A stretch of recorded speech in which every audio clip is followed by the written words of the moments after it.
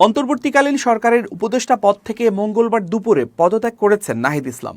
এই সময়ের মধ্যে নাহিদ ইসলামকে নিয়ে ফেসবুকে একটি ছবিযুক্ত পোস্ট দিয়েছেন পশ্চিমবঙ্গের সাংবাদিক অর্কদেব।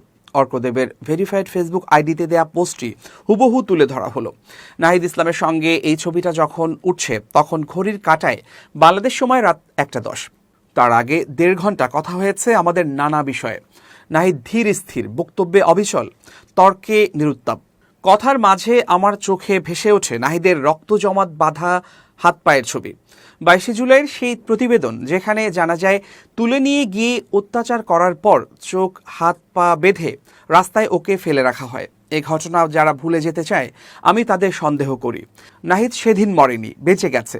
বরাত জোরেই নাহিদের বন্ধুরা চেনামুখ কত মরেছে, নাহিদ উঠে দাঁড়িয়েছে, মারের ব্যবস্থাপক পালিয়েছে, নাহিদরা সরকার গড়েছে, ঠিক করেছে, ভুল করেছে, কিন্তু চেষ্টা করেছে। আমার উপলব্ধি, নাহিদ মাহফুজরা জানে ওরা কোন রাজনীতি করতে চায়।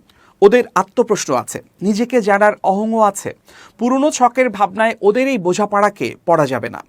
আজ সেই রাজনীতি, সেই ডিসকোর্স একটা অবয়ব চাইছে। নাহিদ তাই বেইলি রোডের বাংলো কনভয় ছেড়ে আজ থেকে আবার রাস্তায়, যে রাস্তায় ওকে চোখ বেঁধে ফেলে রেখে গিয়েছিল র্যাপিড অ্যাকশন ব্যাটালিয়ন র্যাব।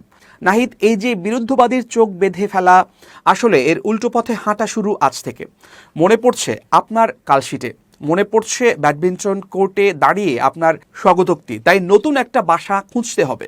আমরা সবাই নতুন বাসা খুঁজছি, যে বাসা সবার, পক্ষের বিপক্ষের প্রান্তিকের, বিশ্বজুড়ে যাদের গায়ে মনে কালশিটে আজও, তাদের সবার।